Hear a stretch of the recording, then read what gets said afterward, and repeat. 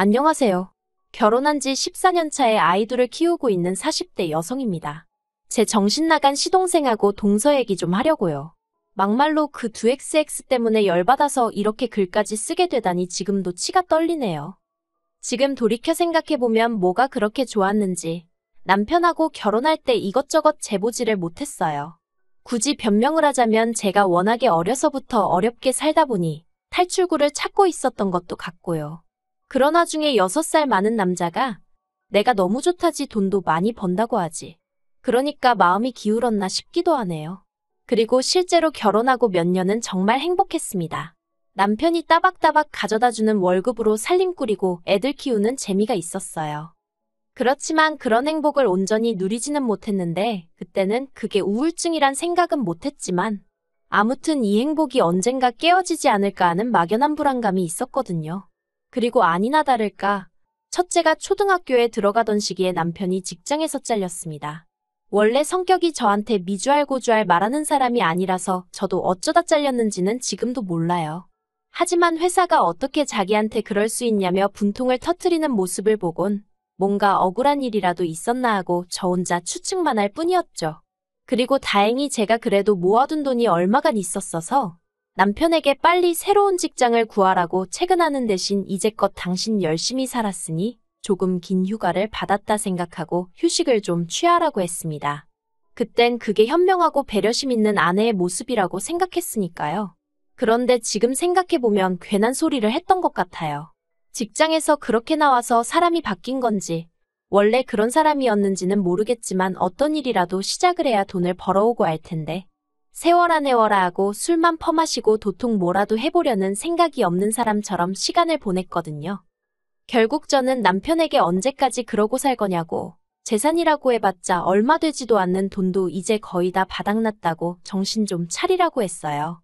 그랬더니 남편이 저더러 너도 나가서 돈 벌어보랍니다. 남한테 아쉬운 소리 들어가며 돈 버는 게 어디 쉬운 일인 줄 아냐면서요. 황당하고 어이없었죠. 결혼 전에는 저도 남편만큼 큰 회사는 아니었어도 직장에 다니는 평범한 회사원이었거든요. 그런데 자기가 먼저 자기는 아내한테 내조받고 싶다면서 회사 관두라고 자기 혼자 벌어서도 먹고 사는 건 지장 없게 하겠다며 호언장담을 할 땐 언제고. 이래서 여자도 능력이 있어야 된다고 하는구나. 정말 별의별 생각이 머릿속을 스치대요. 그래서 남편더러 알겠다고 나도 나가서 돈 벌 테니까 당신도 내일부터 당장 일자리 알아보라고 했어요. 그런데 제가 말은 호기롭게 했는데 생각해보니 애들을 맡길 곳이 마땅치도 않고 일을 어쩌나 싶었습니다. 그래서 일단 어머님께 연락을 드렸어요. 평소에 저희 애들을 예뻐하시기도 했고 제가 평소에 어머님께 잘해드렸거든요. 그러니 이번만큼은 어머님이 저희 사정을 좀 봐주지 않으실까 하는 기대가 있었죠. 그런데 어머님은 하루 종일도 아니고 아이들 학교만 어머님 집으로 시키면 안 되겠냐는 제 부탁을 아주 단칼에 거절하셨습니다. 네 애는 네가 키우라면서요. 틀린 말씀은 아니었지만 너무 야속하더라고요. 참고로 친정부모님께서는 저희 집에서 4시간 이상 걸리는 곳에서 살고 계셨습니다. 그러니 한마디로 물어보나마난 상황이었죠. 그래서 결국 저는 집에서 하는 일을 알아보다가 온라인으로 장사를 시작했습니다. 제가 뭐 딱히 손재주가 있는 것도 아니고 해서 중국에서 이것저것 사다 팔았는데 그게 생각보다 일이 어렵지 않고 이윤도 괜찮게 남더라고요. 그래서 첫 달에는 100만 원밖에 못 벌었지만 이후로 조금씩 늘어서 1년이 지났을 땐 그래도 달에 3,400은 벌기 시작했습니다. 그러자 처음엔 기껏 취직하겠다고 큰소리 치더니 겨우 하는 게 1,000원, 2,000원짜리 파는 거냐며 무시하던 남편도 언젠가부턴 이달엔 얼마나 팔았냐며 관심을 보이대요. 참고로 남편은 이후로 예전 회사에서 같이 일하던 직원이 차린 회사에 나가고 있었어요.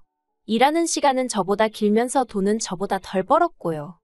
아무튼 그렇게 장사를 해오던 어느 날 청천벽력 같은 소식이 들려왔습니다. 그날도 평소랑 다를 것 없는 날이었는데 어머님한테 전화가 왔어요. 그리고 어머님은 다급한 목소리로 아버님이 지금 119에 실려가셨다며 저더러 당장 병원으로 오라시대요.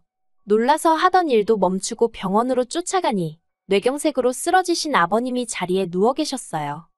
이후로 아버님은 중환자실로 들어가셨고 결국 요양병원으로 가시긴 하셨지만 그 과정에서 모든 병간호는 제 몫이었습니다. 남편은 회사 일을 핑계로 어머님은 나이를 핑계로 병간호는 못한다지. 그렇다고 24시간 내내 간병인을 쓸만한 형편도 아니었지. 그러니 자연스레 그 화살이 저한테 향하더라고요. 사실 남편에게는 겨우 2살 차이 나는 시동생도 있었는데 시동생과 동서 중 누구의 뜻이었는지 아니면 부부가 한마음이었던 건지는 몰라도 처음부터 병간호는 못한다며 대신 차라리 돈으로 때우겠다고 하대요. 그래서 제가 돈은 나도 있다고 했지만 뭐 무조건 못한다고 배째라고 나오니 한마디로 제가 어떻게 할 방법이 없었죠. 하지만 제가 병간호를 떠맡은 건 단지 이런 이유만 있었던 것은 아닙니다. 저는 그저 제 애들 보기 부끄럽지 않게 제 할도리는 하겠다는 마음으로 아버님 병간호를 한 거예요.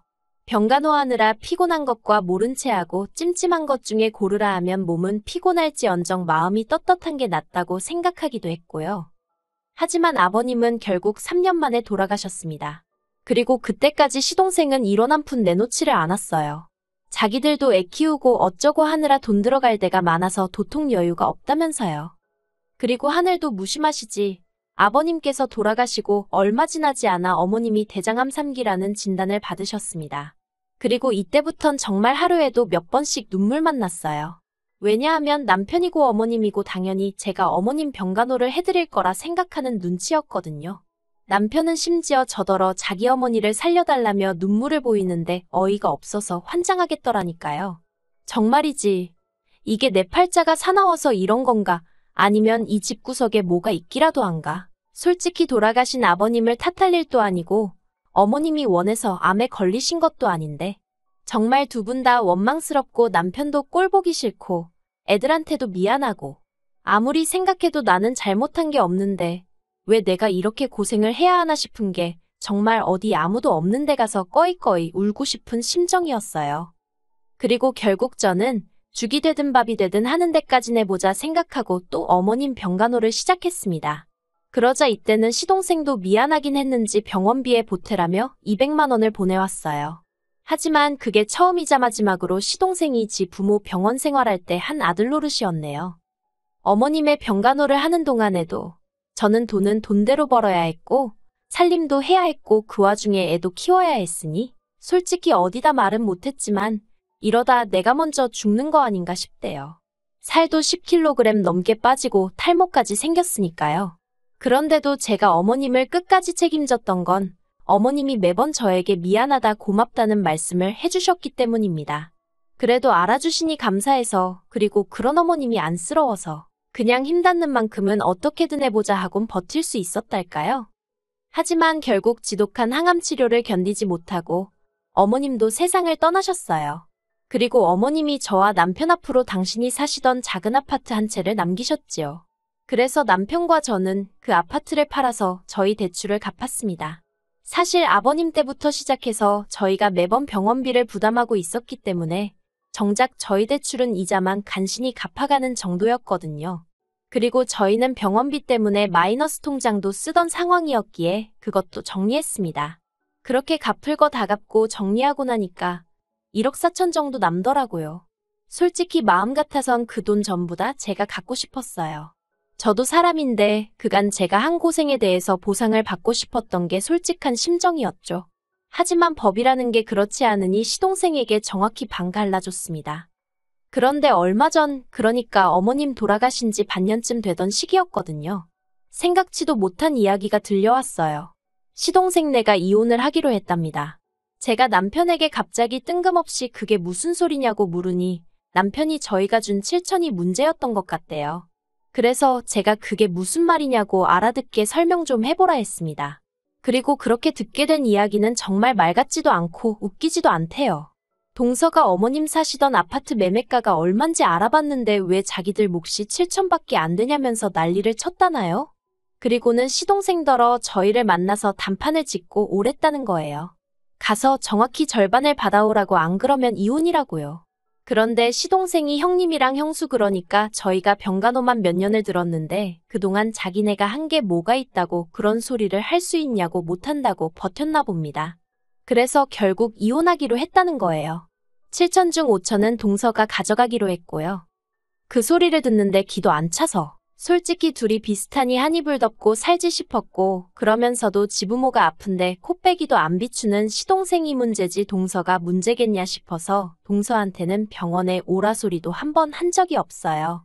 그런데 둘이 이혼하게 된 이야기를 듣고 있으니 시동생도 불쌍하고 동서가 문제다 싶대요. 하지만 거기까지였을 뿐 제가 나설 자리도 아니다 싶었고 제가 뭐 달리 해줄 수 있는 것도 없더라고요. 그저 어이가 없다고 말 한마디만 했죠.